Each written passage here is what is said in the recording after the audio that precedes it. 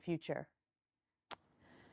When we think about being able to move patient care forward from the intersection of technology and healthcare, we need to be always thinking in the context of what is going to be best for the patient. How is it that we can reimagine this future that will be bringing us new longevity and healthcare in the future? But before I go into what is it that we're doing in the next few years, it's important to understand the context of how technology has changed healthcare over the last 100 years. And so this is a slide showing 1923. Each one of these dots is a country. The size of the dot is the population of that country, and the color codes are associated with the regions of the world that it's in. So red is for Asia and the Middle East. And we can draw a line through this scattering of dots, because what we notice as countries got wealthier, their population got healthier. And we can draw a line that is this health-wealth line. And if you had looked at the way countries had moved on this health-wealth line in the previous 100 years, they had really just moved up and down that line. What was that? That was mostly better nutrition, better public health. You'll also notice, though, that 100 years ago, no economies were really over 60-year life expectancy. And that's not because, even if you're looking down at countries with 30-year life expectancy, the people were dropping dead at 30. It was the staggeringly high infant mortality that we had 100 years ago, and that things were very bifurcated. If you lived past 1 to 5 years old, you were likely to live to be elderly. So what happened since then? Well, if we play this data forward to today, we saw that things kind of went crazy during World War II. And then something amazing happened between World War II and the early 1990s. Every single one of these economies, normalized to today's dollars, still moved up above that 60-year life expectancy line. And you'll also notice that that health-wealth line flattened out. You'll also see that the region in Asia and the Middle East moved up in terms of health and then moved out in terms of wealth. So countries got healthy and then they got wealthy. What happened there? Vaccines, antibiotics, and lots of changes in surgery. And when we think about all of those, they are medical technologies. And they are medical technologies that fundamentally changed the landscape of healthcare over the last 40, 50 years. About 30 years ago, we started playing around with a new technology, robotics. And at this point, it was an idea. How were we going to be able to improve surgical care using this new technology? And the early robots were very crude. They looked very prototypey. Today, surgical robots are in hospitals all over the world, including many here in the United Arab Emirates. And it looks much slicker, feels very modern. But it's easy to forget that that was something that happened over 30 years. That this was a new technology 30 years ago, and it really took a while to fully get into common use. And so when we think about adoption of technology, and we need to apply this to technologies that have happened and technologies that we're thinking about happening in the future, there's always a lot of early excitement by a few early pioneers who see where that technology can go. But it always has a chasm that it needs to come across, where those early adopters aren't enough to carry a technology fully into common use. And it's not until it gets adopted more widely that you really start to see it come into its own. And we've seen this, and you may be well familiar with this, in terms of the hype cycle. So people get extremely excited about a new technology that comes out. They think it's going to do absolutely everything, and then some of the reality starts to set in, and there's that trough of disappointment. And then we really do finally figure out what that technology is good for. And that's where we sort of build it into the day-to-day use in medicine. And that's where we get to when we mature a technology as we're bringing it out and see its full potential. And so again, Intuitive Surgical, which makes robots, surgical robots, is a 30-year overnight success. It has taken 30 years for the technology to get as mature as it is today. And so when you're thinking about what do I want to invest in? What am I thinking is going to be the future of surgery? What is going to be the future of healthcare? How are we going to bring new technologies in? You've got to remember that at the beginning, when my husband first started working for Intuitive Surgical, that was 2001. And there were pretty much a couple hundred procedures that had been done. This is early in the regulatory cycle. When I joined Intuitive Surgical in 2006, when I'd finished my medical training, maybe 100,000 procedures had been done in total around the entire globe. You can't see that we're at over 2 million procedures a year, every year, from where you are there, unless you can put on your futurist goggles and you can see where a technology is going to go. And so you need to be able to look at something like this, which is a little robotic hand, and be able to say, if I can control that with the motion of a surgeon's hand and be able to put that through a small incision, surgery will get better. That the big incision serves no therapeutic purpose, that a small incision will always be better for the patient. And at that point, you can believe that you will get to the end of that technology curve. As we've been going along, we've also been really trying to focus on the wicked problems, the hard problems in medicine, the places where there's a big gap between what the clinician wants to be able to do for their patient and what they can do for their patient. And we bring in technologies like robotics that can come in parallel and be able to deploy inside the body so that we can go from 3 incisions or 5 incisions just to 1. We also start looking for big problems like lung cancer, a big gap between diagnostics and then being able to do therapeutics. And we knew we wanted to treat lung cancer better, but we didn't know how to do it until one day this technology came across our transom. This is a fiber Bragg grating. It is a glass fiber that is interrogated with a laser. And you can know the point, the tip, within a millimeter with a meter-long fiber. And this was exciting because what it let us do was now understand the shape of a catheter that we were putting in, know where the tip of that catheter is, and be able to steer that through the body with incredibly high precision. We knew the problem. We didn't have the technology yet. We'd already been making robots. But when this new sensor came out, we could now make a new robot. And we were able to add these new technologies together and build a robot around the idea of that catheter. And so what does that catheter let you do? And there's a lot of technologies that came together on this particular robot that weren't even conceivable when we first started building robots.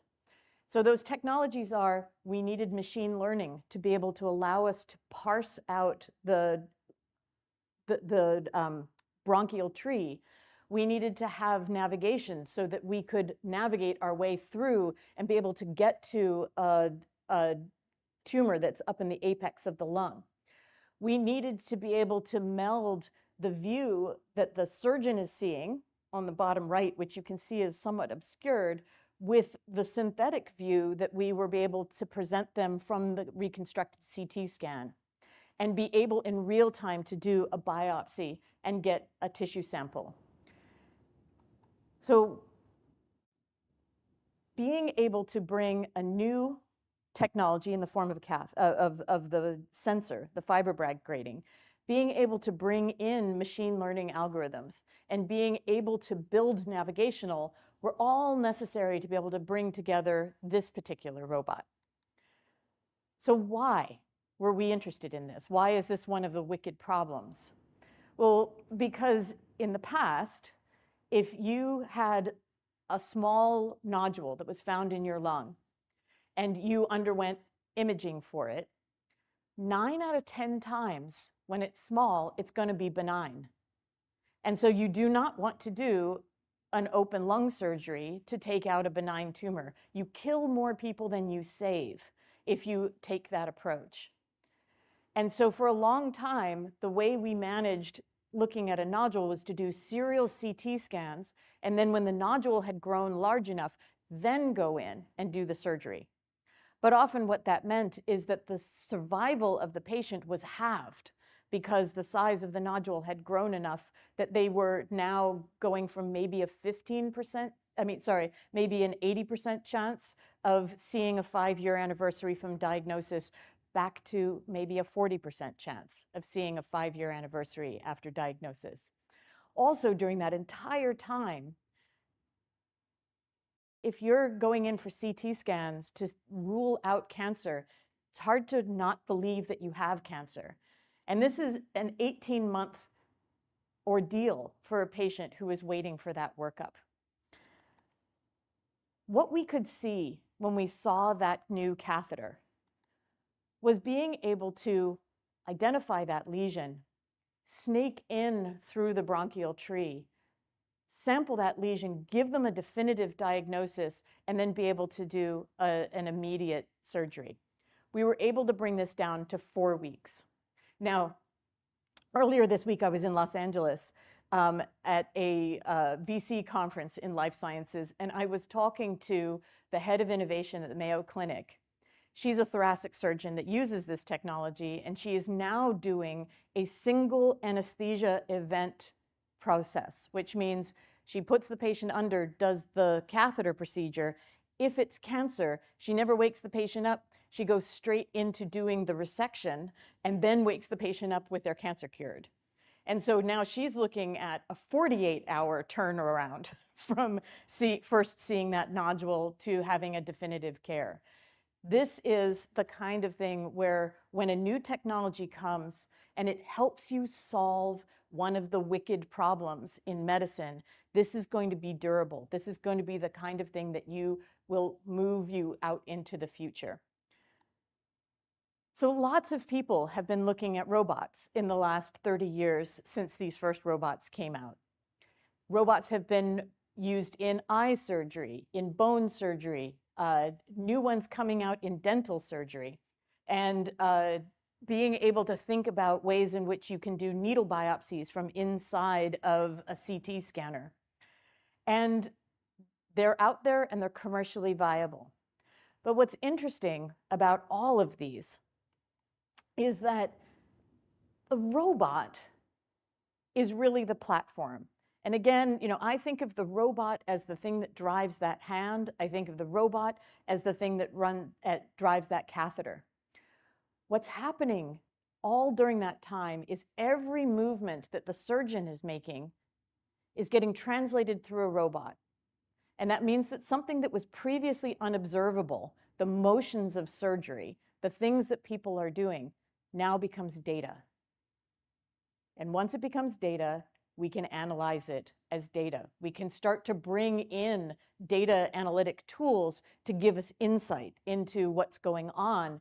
The previously unobservable process of somebody learning is now observable.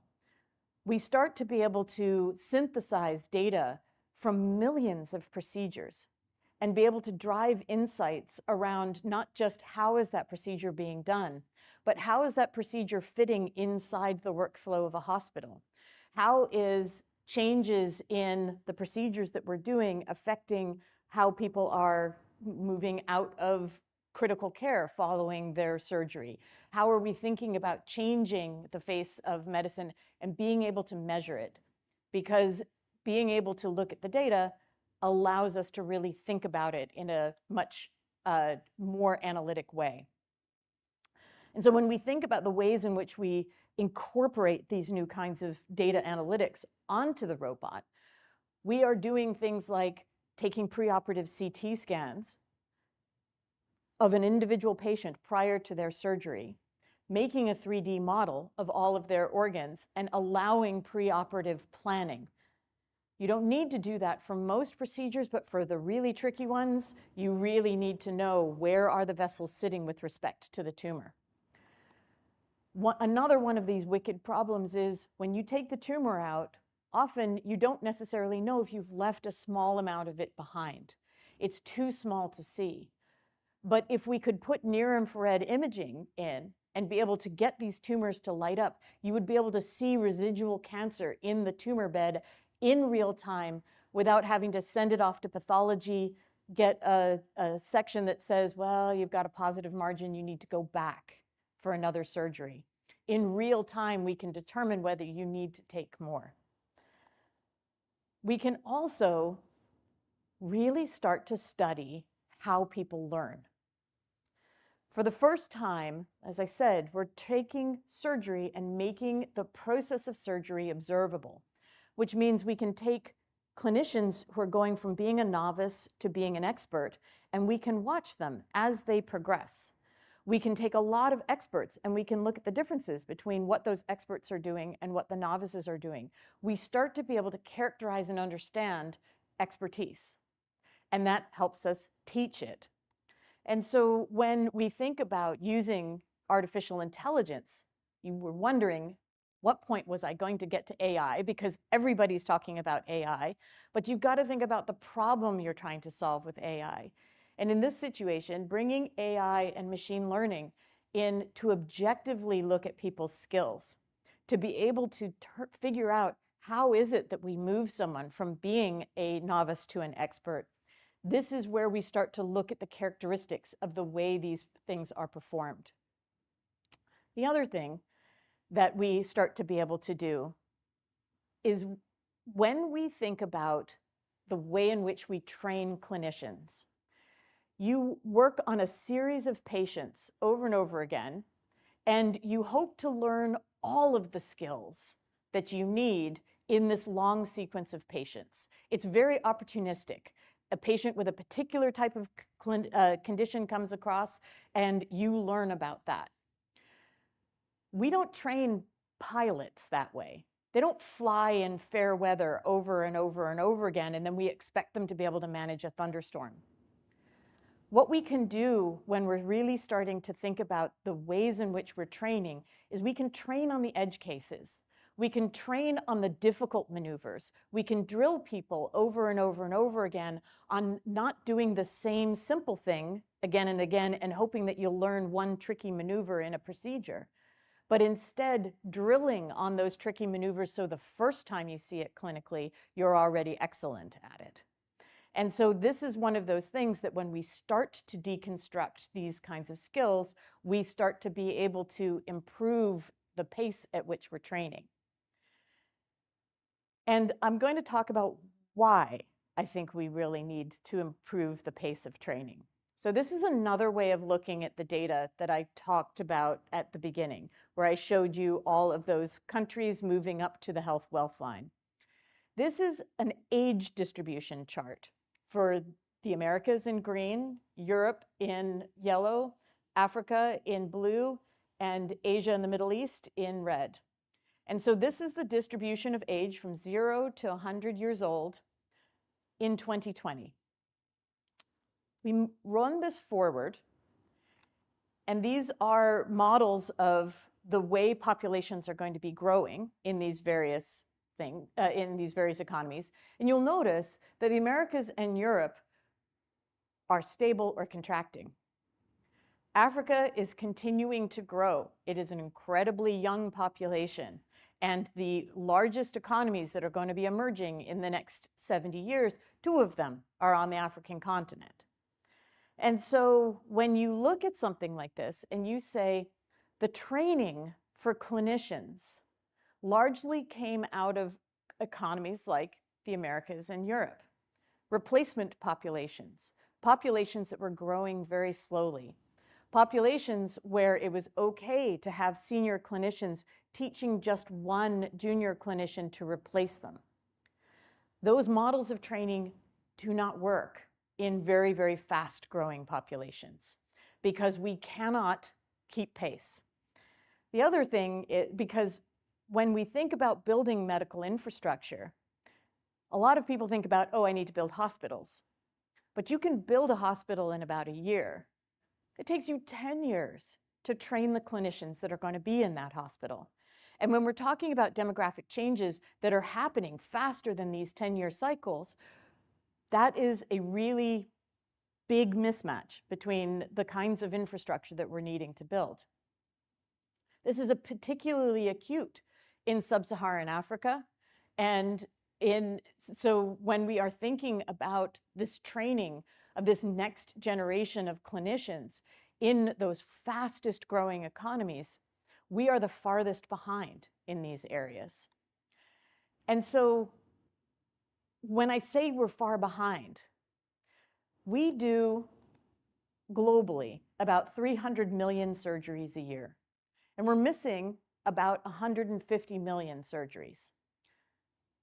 People who just simply do not have access to life-saving surgery that they need when they have an accident, when there is postpartum hemorrhage.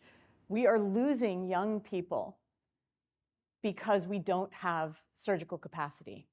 This results in 7 to 17 million potentially preventable deaths if we could just have enough surgeons out there and enough surgical infrastructure. And when I talk about these levels of mortality, compare it to 3 million deaths a year from HIV, TB, and malaria combined. Compare this 17 million to 10 million deaths a year globally from cancer. And you'll see why I tend to sort of shake my fists and say surgery needs to be thought about as a cornerstone of public health. It's a hard problem. It's one of these wicked problems. It's one of those big gaps between what we want to be able to do and what we can do. And so when we were really thinking about ways in which we can change the face, this is where I want to bring the technologies in. Because scaling surgery, yes, it needs hospitals, and it needs equipment, and practitioners, and nurse midwives, and medical officers. But to scale it exponentially, we need a really radical rethink on training.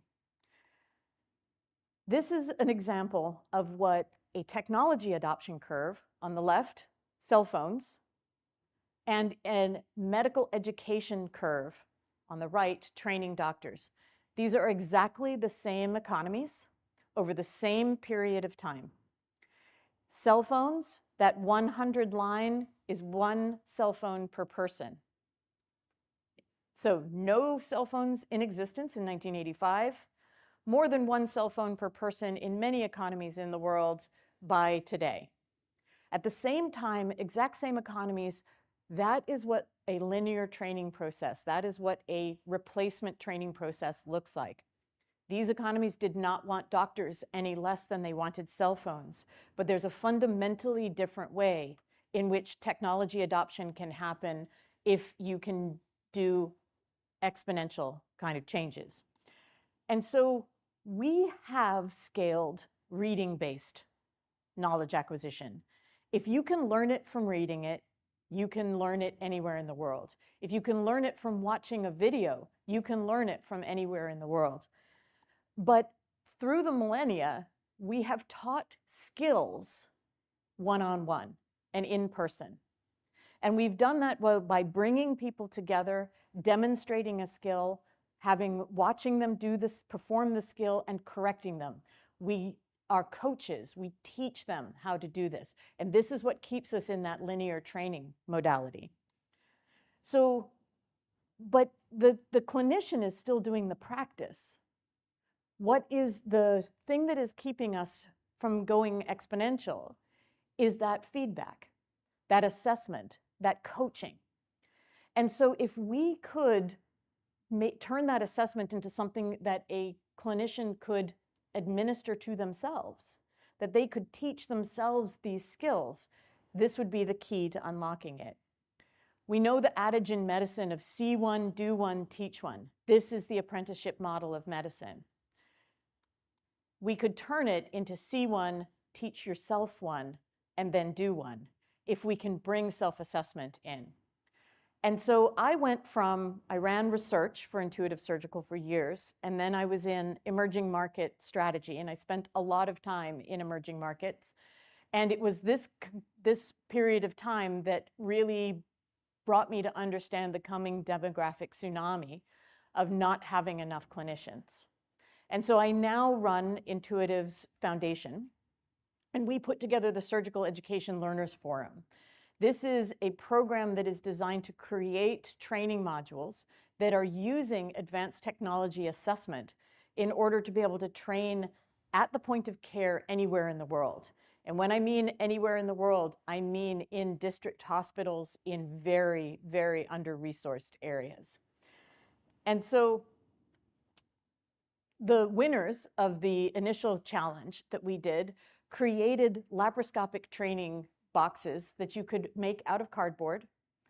But the big technology push in this is that they're using their cell phones to video themselves. They upload it to a peer-to-peer platform, and they review one another's videos with a checklist. We have ample evidence that shows that a novice with a checklist is as good, if not better, at evaluating it. And we're training AIs to give immediate feedback on the performance of that, and so that people can get rapid, formative feedback and be able to practice on their own. So there was a hospital in sub-Saharan Africa where the entire clinical group, from the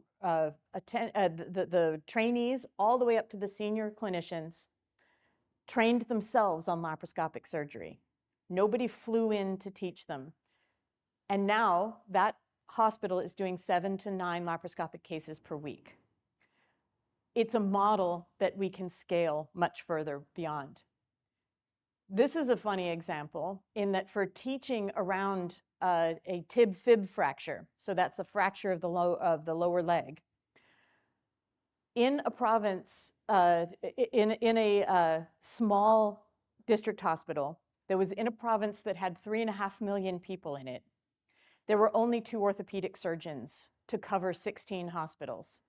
And these medical officers were often sending people to traditional bone setters because they didn't have the skills to be able to manage a lower limb fracture. Ironically, in that same area where there were 2 orthopedic surgeons, there were 4 places they could get 3D printing done.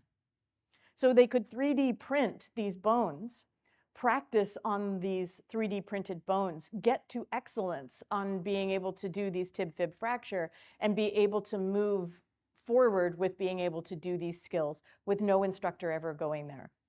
So again, this move of new technologies that are leapfrogging the way that we're doing training is allowing us to bring in a lot of these new things. And so I mentioned with that laparoscopic trainer that we are training AIs to do this kind of peer review. So we're building this platform and extending it to other forms of training. We're also using AI to build a recommendation engine to match people who need training to the best available materials that are out there, because often it's a dizzying array of things that you can't find. And so the user enters, I need training in this procedure in this particular environment. We've done AI training on a huge amount of reference material that we then evaluate all the training materials that are out there and match this student to, or this learner to, the best material that's available for them, give them back their best match, and then get feedback so that we can keep this recommendation engine getting better and better. This is getting integrated into a larger community of practice, and today the West African College of Surgeons and the College of Surgeons of East, Central, and Southern Africa have both formally adopted the use of this kind of self-administered training into their fellowship exams. So when we think about investing for the future, it's really about what are we solving, the wicked problems? How are we bringing these new technologies that are coming in and saying, I have a backlog of important patient-related problems. What can I apply it to? to solve these problems, as opposed to, I have a technology, I'm going to think about it as my hammer. What nails can I go hit with my hammer? And so for what we're doing in the foundation is we are building this community of practice to be able to integrate these new technologies as they come into this educational milieu. We're putting together a nonprofit in order to be able to support all of the delivery of these particular tools and training tools. We're going to continue to develop regionally specific training modules and keeping a dialogue going globally about how we're going to be able to move this forward and the kind of data that we need for this. So there are so many different ways that we could be tackling problems associated with patient care. There are elements of the financial challenges. We can be bringing in robotics, AI. We need to consider data privacy. We need to be anticipating personnel shortages. We need to be thinking about lots of the ways in which we bring in disruptive technology. But at the center of all of this, we always need to be thinking in terms of these technologies will be good investments, they will be good bets if they are solving real problems. And that's the lens that I'm always looking at these things through. And so going back 30 years ago, there was a lot of surgery being done. We had robotics, and we were trying to solve the problem of better minimal access. And so we had some new robotic tools, and we started to change the practice of surgery. Looking forward, it's the data and the full integration of the data and all of the insights we're going to be able to drive from this data that will fully meld what we could really do for patients in the future. And so we're somewhere in between right now. We've got a lot of new, exciting AI and ML tools. Some of them are kind of on the hype cycle. Some of them, we're really starting to see them come into their own. But it is a really exciting time to be jumping some things forward as we think about technology in the next 10 years and 20 years and 70 years. And so I enjoy working at the intersection of healthcare and technology. I think it is the place that allows us to really focus fundamentally on the person that really matters in all of this, which is the patient. And we can imagine that better, healthier future for them. Thank you very much.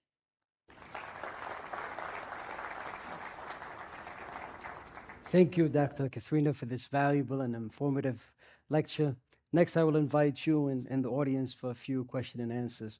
The first question for you, Dr. Catherine, any new idea or product at one point needs funding in order to make it to fruition. How can the investor community add value to healthcare technology? Well, there's so many different ways in which we can do investment, from venture capital to doing government investment for larger populations to things like philanthropic investment that I'm doing. And I think they each have their own niche. And we need to think about, with venture, can I get a return on investment? With government programs, how am I best benefiting the population? And in the areas of philanthropy, I'm using it to focus on, can we build new thought infrastructure associated with it? There are so many rich problems out there that all of these areas of investment are needed, and they can move it forward in synergy with one another. Another question I have, looking at technology, it's moving at such a rapid speed that eventually there's a lag between regulations, policies, and governance. Mm-hmm. What can regulators do to ensure that the technology is not only effective, but is actually safe and secure, especially in medicine where privacy is a big issue? Yeah, that's always an interesting thing to take on, because as an innovator, classically you're expected to rail against regulators, like, oh, they're keeping us back. But really what regulators are doing is they're trying to keep this impossible balance between promoting the public health, which means bringing out new things as rapidly as they can, and protecting the public health, which is slowing down bringing things out because maybe it might not be fully safe.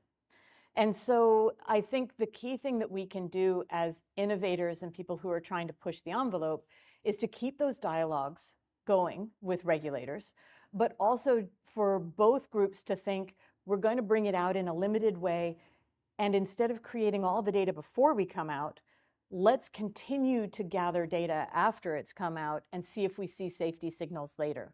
And I think in that way we can be both nimble and safe.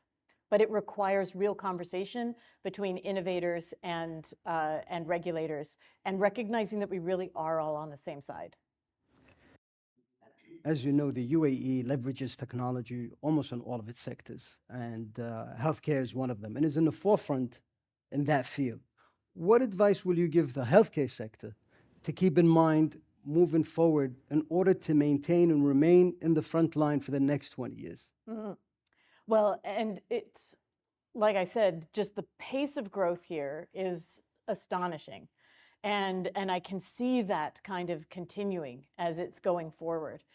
And to continue to stay relevant, I think it's always thinking in terms of closing that gap.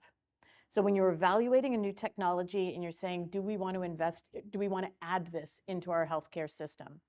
Is it bright and shiny and it has some new bells and whistles, but will it increase access? Will it increase patient outcomes? Will it improve, if as long as you're using that litmus test and really saying, how do I understand the story of how that technology adoption will affect these things, you won't go astray. If you just say, oh, it's AI, and so therefore it's got to be better, you can sink a lot of money into something like that and never see the benefits of it. So keep the patient forefront, and UAE will stay out in the front. You know, in one of your slides, you actually showed technology advancement in surgery, where microsurgery in the lungs using precision without opening the chest. Now, I'm sure this technology, and there's many other technology, how can we make the time from these being experimental or being used in selective places to being open across the field? Not only the technology, but also the skill set of the healthcare workers to be able to do that. How can we shorten this time? I'm going to come back to education again, because really in a lot of the adoption cycles of these things, it's you can make the technology, but training people to use it and getting teams to be really excellent at using it is often the gating step for being able to get wide adoption of a new technology. And we aren't structured as a healthcare or as a medical training world to teach people after they're already attendings. And so I'm excited about if we can build in all of the training for using a device into that device, so that when you as a clinician have that device, it will teach you how to use it as you are going along and how to become excellent at it. This is where we start to be able to bring it out in parallel everywhere in the world. We stop being gated by that educational step. Thank you. In conclusion, today's lecture highlighted how technology has positively impacted medicine and healthcare by making it precise and accessible. Also, how the integration of new technologies such as artificial intelligence and big data is expected to bring about significant changes in the decision-making process and also the error rates in medicine. I extend my sincere thanks to Your Highness for gracing us with your presence today, to Dr. Katharina Moore for your expertise and time, to all esteemed attendees. And now it's my honor to invite Your Highness and the participant in the introductory video to join us on stage for a group photo. Thank you. Wassalamu alaikum wa rahmatullahi wa barakatuh.